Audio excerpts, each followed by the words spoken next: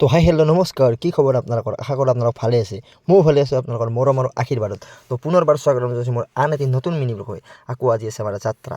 মানে আজি ৰাতিপুৱাই উঠিলোঁ, আজি ৰাতিপুৱা 7টা মানতে উঠিলোঁ, উঠি গা পা ধুই একদম ৰেডি। মানে আজি আমাৰ যাত্ৰাটো বহুত দূৰ, দীঘলীয়া জাৰ্ণি আমাৰ।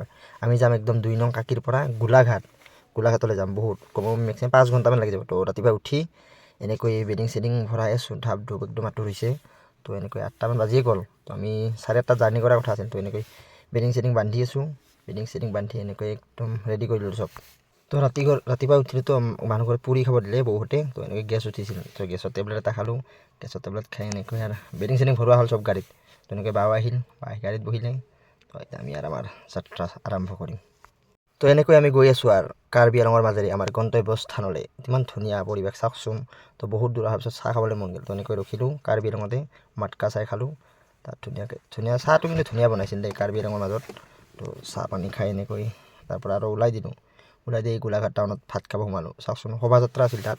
আমাৰ অসমৰ গোটেই সংস্কৃতিৰ সকলো দেখাইছে শোভাযাত্ৰাত।